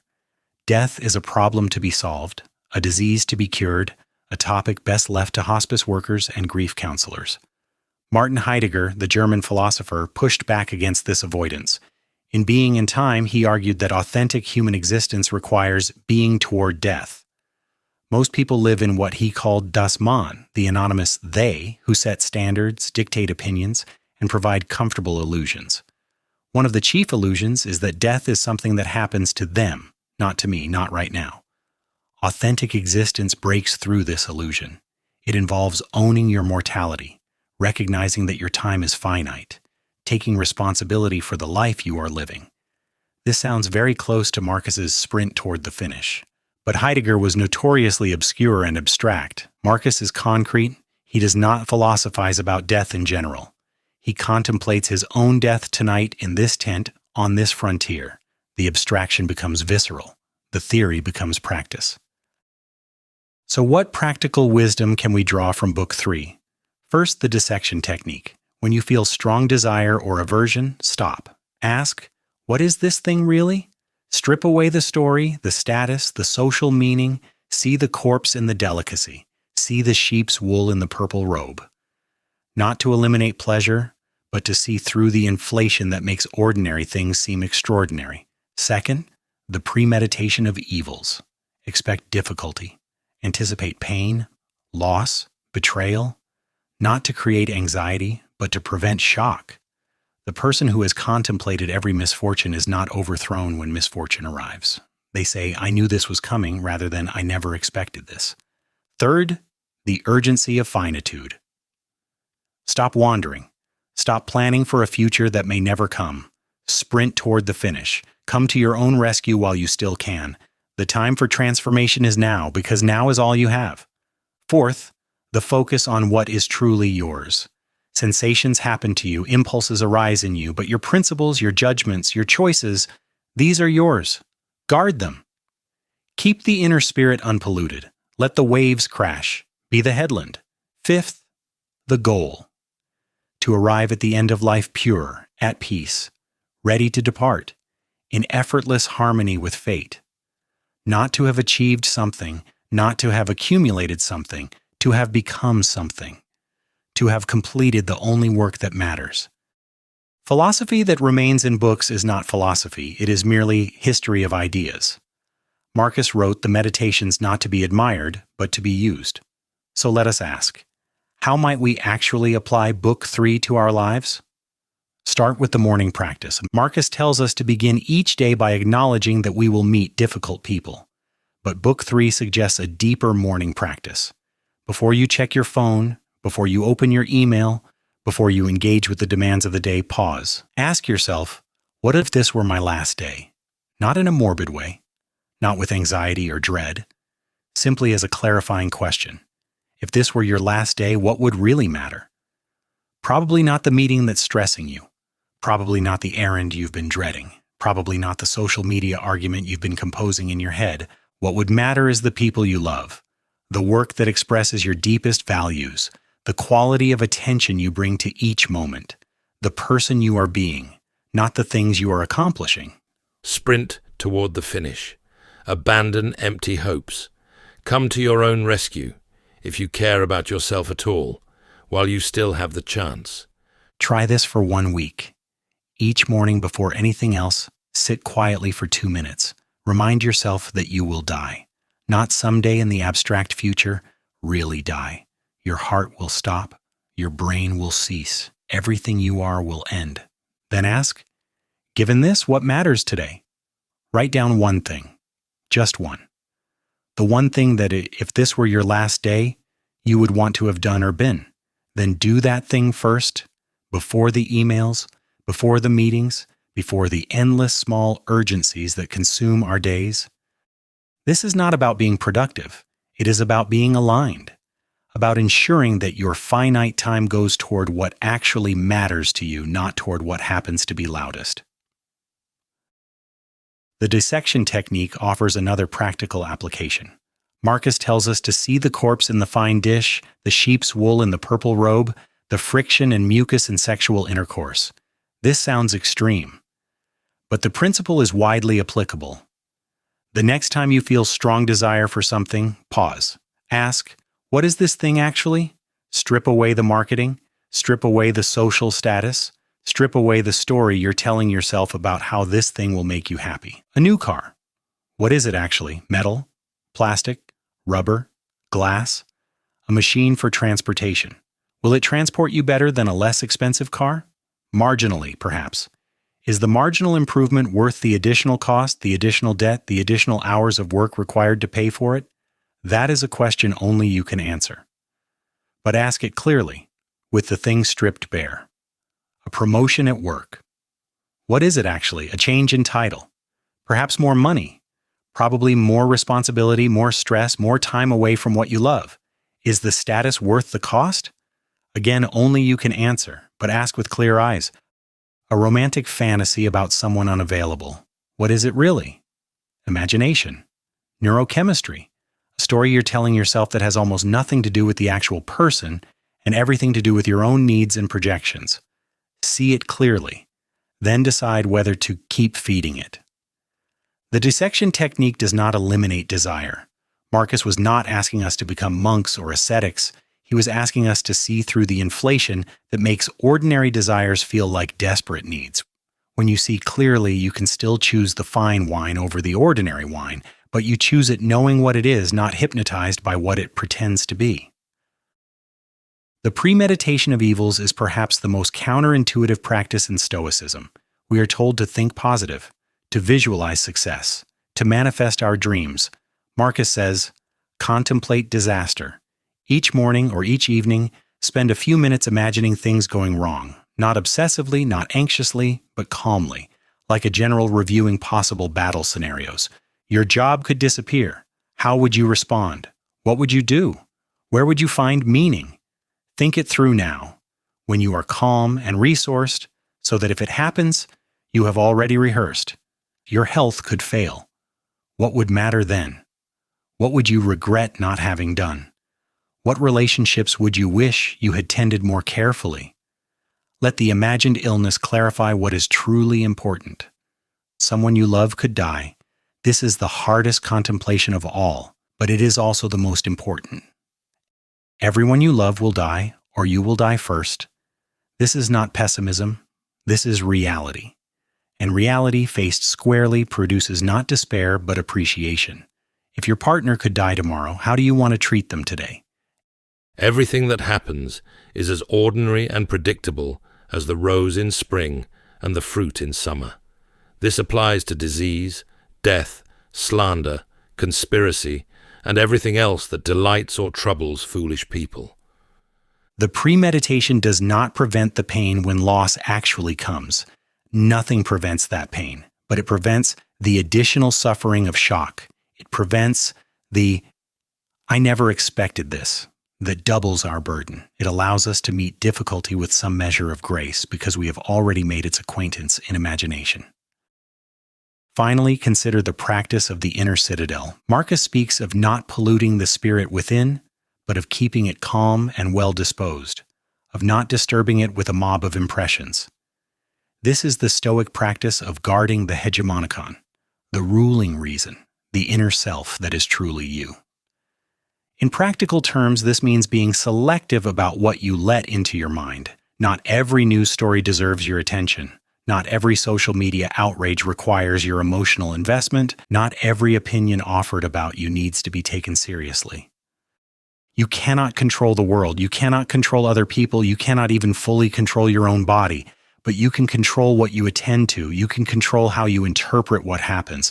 You can control the stories you tell yourself about your experience. This is not suppression or denial. The impressions will arise. Feelings will occur. The practice is not to prevent them, but to examine them before giving them power. When an impression arises, ask, is this within my control or outside it? If outside, why am I disturbing myself about it? If inside, what action does it call for? Most of what disturbs us is outside our control. The weather, other people's opinions, the economy, traffic, politics. We spend enormous energy reacting to things we cannot change while neglecting the inner work that is entirely within our power. The inner citadel practice redirects that energy, not outward where it is wasted, inward where it can transform. Let us turn now to some scholarly questions about Book 3. How do different translators handle this text? What disputes exist about its meaning? What have we gained or lost in transmission across 2,000 years? The Meditations have been translated into English many times. For Book 3, 3 modern translations deserve particular attention: Gregory Hayes, Maxwell Staniforth, and Martin Hammond. Compare their renderings of the famous section 14. Hayes, Stop allowing your mind to be a slave. to be jerked about by selfish impulses, to kick against fate and the present, and to mistrust the future.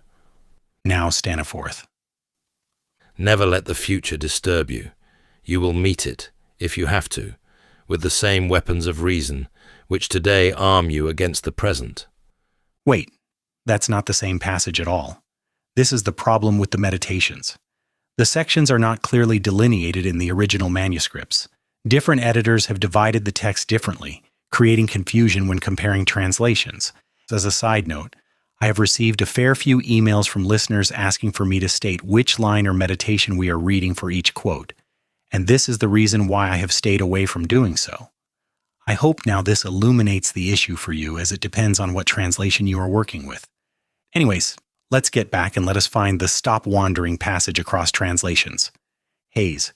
Stop allowing your mind to be a slave, to be jerked about by selfish impulses. Get busy with life's purpose. Toss aside empty hopes. Get active in your own rescue, if you care for yourself at all, and do it while you can. Now Hammond. Stop wandering. You are not likely to read your own notebooks, or the deeds of the ancient Romans and Greeks, or the anthologies you put together for your old age. Hurry then to the end. Abandon vain hopes, and if you have any care for yourself, rescue yourself while you still can. The core message is the same. Stop drifting. Take action. Time is short, but notice the differences. Hayes says, get busy with life's purpose. Hammond says, hurry to the end. The Greek word in the original text is spende, which means hasten or make haste. Hammond's hurry is more literal. Hayes's get busy is more interpretive. Hammond includes the detail about your own notebooks and anthologies you put together for your old age.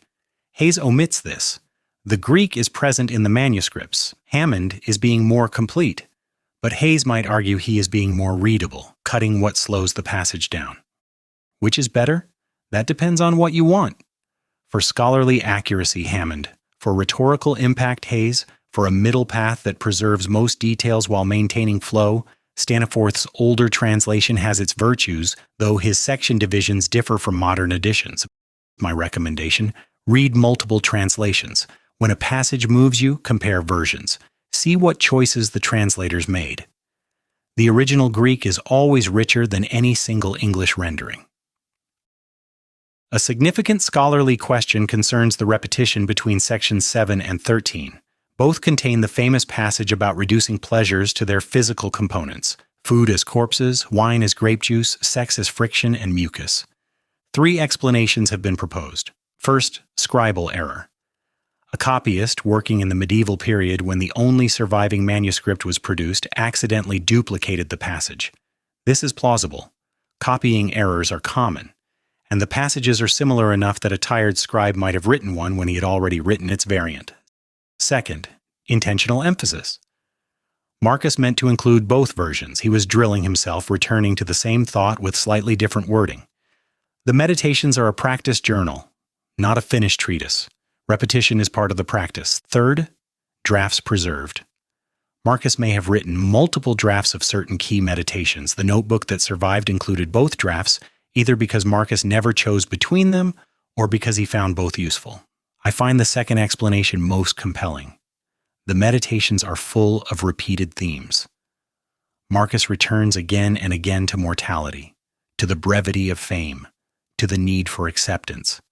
The repetition of the dissection passage fits this pattern. He needed to hear it twice. So do we. Another scholarly debate concerns the date and location of Book 3's composition. Internal evidence suggests Marcus wrote at least some of Book 3 at Carnuntum. The heading of Book 2 reads, "Written among the Quadi," a Germanic tribe. Book 3 has no such heading, but scholars infer a similar frontier setting from the content. Marcus's references to his failing health, to the urgency of time, to the impossibility of his old age reading projects, these suggest a man past middle age, probably in his 50s, aware that the promised retirement will never come. The Marcomannic Wars began in 166 CE when Marcus was in his mid-40s. They continued with brief interruptions until his death in 180. For most of his last 15 years, Marcus was on campaign away from Rome, living in military camps and frontier fortresses. Book 3 reads like a document from this period. The philosophical questions are not abstract, they are urgent. How do I maintain my humanity while commanding a war? How do I prepare for death when death is all around me? How do I keep the inner citadel intact while the outer world crumbles? Some scholars have tried to date individual sections more precisely, matching references in the Meditations to known events in Marcus's reign. This project has only had limited success, though. Marcus rarely mentions specific events. He is writing about timeless problems, not current affairs. What we can say is that Book 3 belongs to Marcus's mature period. The young man who studied philosophy with Fronto has become the emperor who lives philosophy on the frontier. The abstract has become concrete. The theories have been tested by fire. A final textual question concerns what has been lost. The Meditations survive in a single manuscript lineage. A Byzantine manuscript from the 14th century is the source of all our texts. What existed before that manuscript? How faithful was the copying? What might have been lost or altered? We cannot know. The text we have is the text we have. But it is worth remembering that Marcus wrote far more than the 12 books that survive. He corresponded extensively. He kept other notebooks. He wrote speeches for the Senate, judgments in legal cases, military orders. All of that is gone. What survives is what one copyist or one chain of copyists chose to preserve. We have the Meditations perhaps because they were short enough to copy, profound enough to value, and portable enough to carry through the centuries. This should make us humble about our interpretations. We are working with a fragment of a fragment, a few thousand words from a man who wrote millions, and yet those few thousand words have shaped Western civilization, influenced countless seekers, and continue to speak with startling freshness nearly 2,000 years after they were written. The fragment is enough, more than enough. The olive fell, and we received it. Now, we have had some wonderful questions coming in from listeners over the past few weeks, and I want to take a moment to address a couple of them because they deserve proper answers. Our first question comes from a listener who noticed something conspicuous in Book 1. Alicia from Stanton writes, Marcus lists all these teachers and influences, but he never mentions his wife Faustina. Given the rumors about their marriage, is that silence deliberate, or is it just that the Meditations were not meant to be comprehensive? This is a brilliant observation, and it touches on something scholars have argued about for centuries. Let me start with what we actually know, and then address what we think we know. Because with Faustina, the gap between those two things is enormous. First, the claim that Marcus never mentions Faustina is not quite accurate. He does mention her. In Book 1, in the long passage about what he owes to the gods, he writes this, that I got a wife so obedient, so affectionate, and so simple. That is the Haynes translation. Farquharson renders it slightly differently. That I found a wife who is what she is, so obedient, so naturally affectionate, so simple. So she does appear. But Alicia's instinct is absolutely right to notice that she does not get her own entry in the catalog of teachers. She appears as a blessing from the gods, not as a shaper of his character. That is a meaningful distinction. Every figure from the grandfather Verus to the philosopher Rusticus gets a detailed accounting of what Marcus learned from them. Faustina gets a single clause tucked into the gratitude list at the chapter's end. Now, the rumors. And we need to be careful here, because the sourcing is terrible. The Historia Augusta, which is our main source for the gossip about Faustina's alleged infidelities, is one of the least reliable documents to survive from antiquity. It was likely written over a century after the events it describes, and it contradicts itself repeatedly. Modern scholars like Anthony Burley have argued convincingly that much of what it says about imperial women should be treated as political slander, not historical reportage. Cassius Dio is somewhat more reliable, but even he was writing decades after the fact and had his own political motivations. The ancient world had a long tradition of attacking powerful men through their wives. It happened to Augustus through Livia, it happened to Claudius through Messalina, and it happened to Marcus through Faustina. What we can say with more confidence is this. Marcus and Faustina were married for over 30 years. They had at least 13 children together. When Faustina died in 175 CE during a journey to the eastern provinces, Marcus was reportedly devastated. He petitioned the Senate to deify her. He established a charitable foundation in her name for orphaned girls. These are not the actions of a man indifferent to his wife, or of a man who believed the rumors that later writers would spread about her. So why does she not get her own section in Book 1? I think the answer lies in what Book 1 actually is. It is not an autobiography. It is not even a comprehensive list of influences. It is a philosophical exercise. Marcus is practicing gratitude as a Stoic discipline, and his categories are specific. He lists those who taught him particular virtues and particular habits of mind, the teachers, the philosophers, the family members who modeled specific behaviors. Faustina may simply not have fitted that framework. The relationship between husband and wife in the 2nd century was understood differently from the teacher-student or mentor-protege relationship. Marcus may have loved her deeply, whilst not thinking of her as someone who taught him Stoic principles, or he may have considered their relationship too private, too intimate, for this kind of accounting. There is also a possibility that scholars like Pierre Hadot have raised. The Meditations were never meant to be read by anyone other than Marcus himself. He knew what Faustina meant to him. He did not need to spell it out. The single line about her being obedient and affectionate and simple may have carried for him an entire marriage's worth of meaning that we cannot access from the outside. What I would caution against is reading the silence as confirmation of the gossip. That is exactly the trap the ancient scandalmongers wanted us to fall into. The absence of evidence is not evidence of absence, as the saying goes. And in this case, the evidence we do have, that single warm line and everything Marcus did after her death, suggests a relationship far more complex and far more tender than the rumor mill would have us believe. Excellent question. And it reminds us that what the Meditations leave out can be just as revealing as what they include. Our second question is about the structure of the text itself, and it is properly scholarly. Jesus from Jerez asks, "You mentioned that Book 1 is unique in the Meditations because it is the only book with a clear structure. Do scholars think it was written at a different time from the rest? And if so, does that change how we should read it in relation to everything that follows?" This is one of the genuinely fascinating puzzles of the Meditations, and scholars have been wrestling with it for well over a century. Let me walk through what we know and what remains contested. Jesus is right that Book 1 stands apart. It has a clear organizing principle.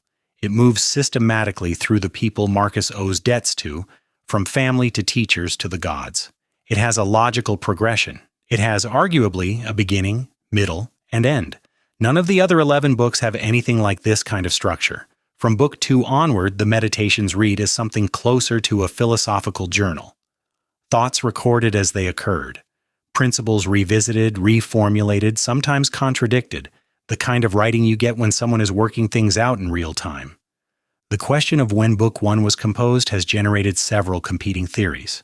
The traditional view, associated with scholars like C.R. Haynes, is that Book 1 was written relatively late, possibly as a retrospective preface after Marcus had already composed much of the rest. The evidence for this includes the sheer polish of the writing. Compare the measured, carefully balanced clauses of Book 1 with the raw, sometimes fragmentary quality of the later books. Listen to this from Book 1. "From Maximus I learned self-government, and not to be led aside by anything, and cheerfulness in all circumstances, as well as in illness, and a just admixture in the moral character of sweetness and dignity, and to do what was set before me without complaining."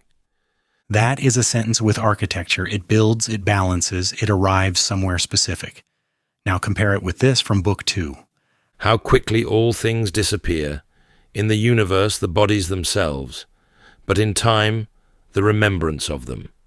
That is not a constructed sentence. That is a thought caught in the act of occurring. The difference in register is striking, and it suggests different compositional contexts. Farquharson, whose 1944 edition remains one of the landmark scholarly treatments, argued that Book 1 was likely the last section composed, written as a kind of summation or framing device. His reasoning was partly stylistic and partly logical. Why would Marcus begin a private journal with a carefully structured catalog of debts? It makes more sense as a retrospective act, a man looking back on the sources of his philosophy after years of practicing it.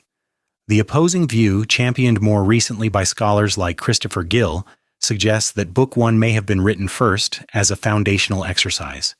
In this reading, Marcus was following a Stoic tradition of self-examination. Epictetus himself recommended that students begin their philosophical practice by taking stock of what they had received. Listen to what Epictetus says.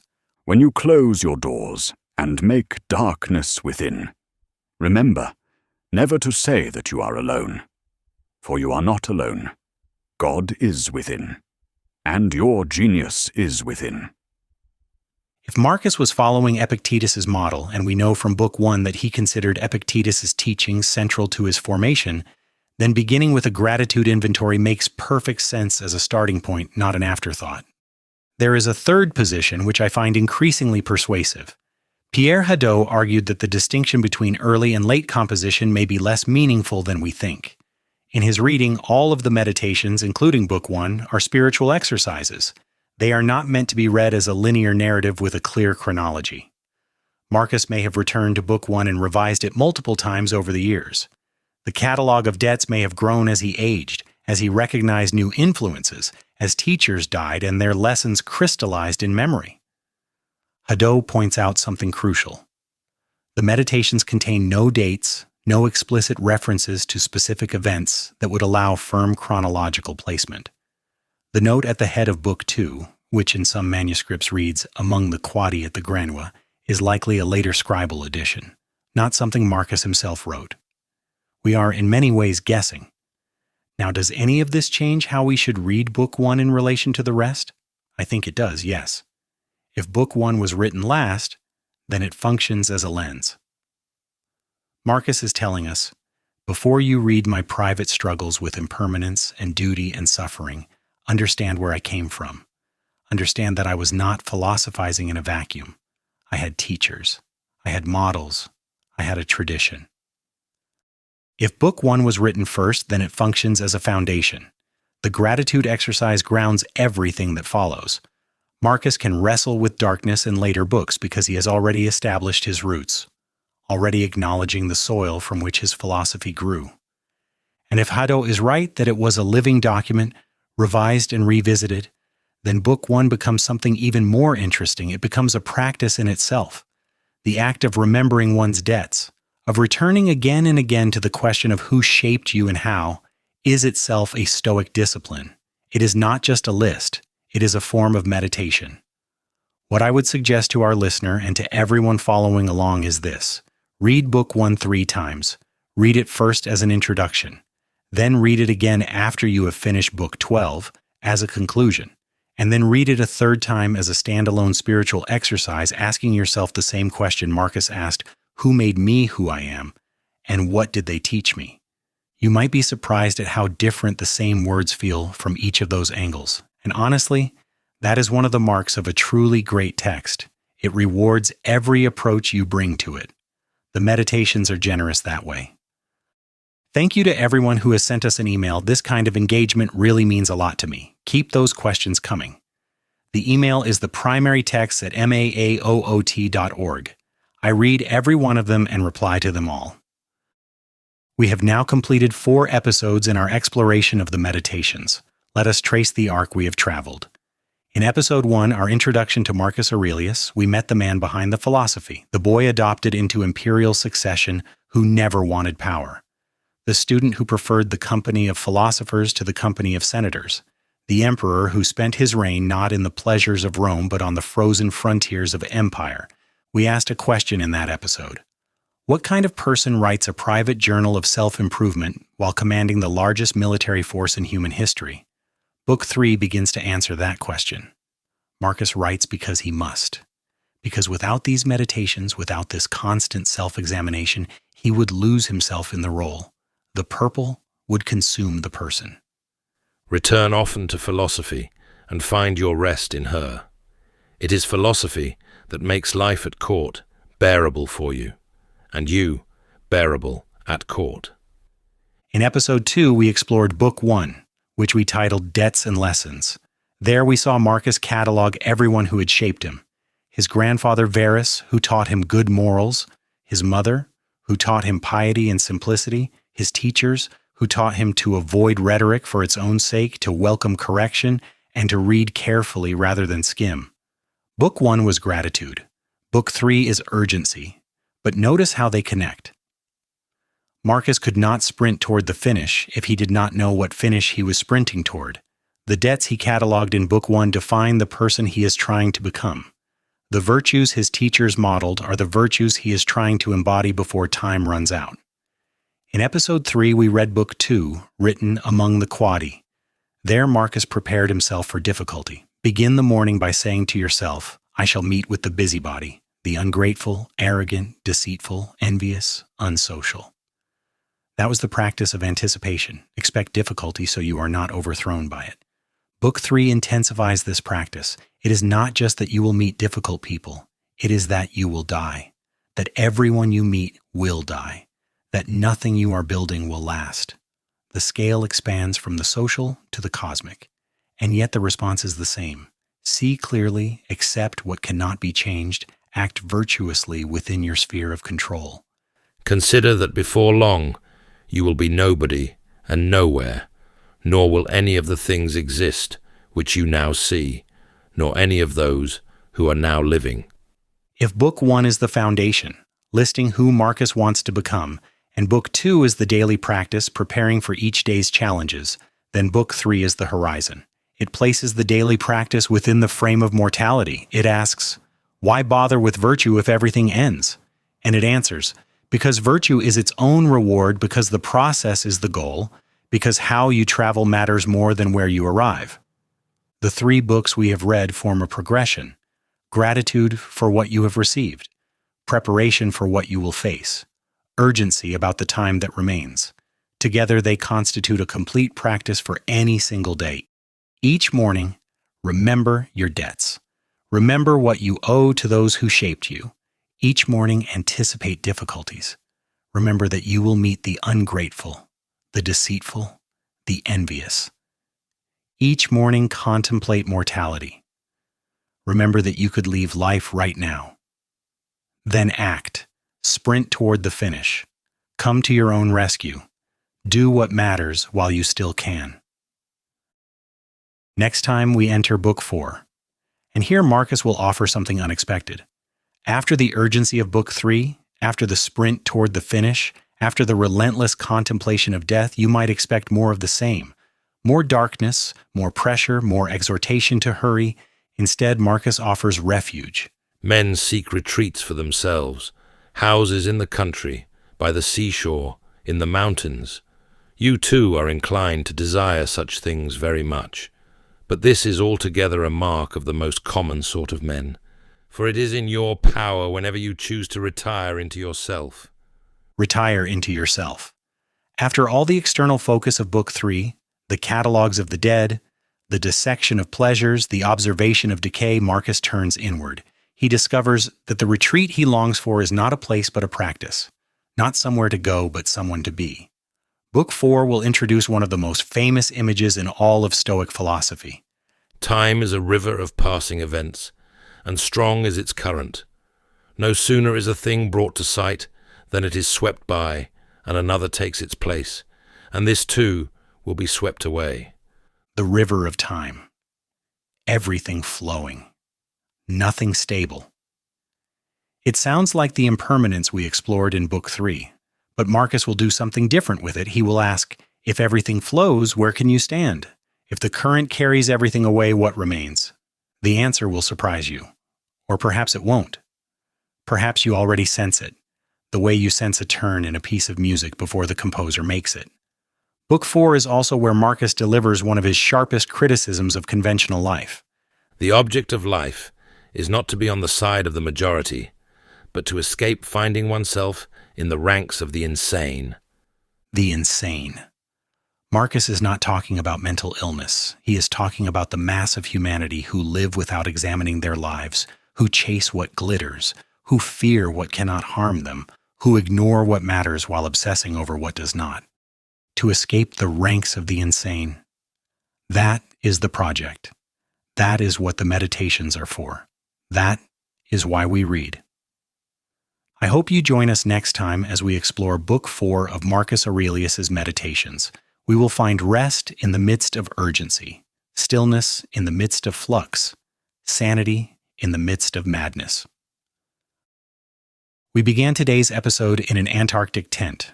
Robert Scott, trapped 11 miles from salvation, spending his final days writing letters with frozen fingers. To his wife, raise our son to be interested in natural history. To his friend, see that my widow and son are looked after. To the public, we took risks, we knew we took them. Things have come out against us, and therefore we have no cause for complaint. No cause for complaint.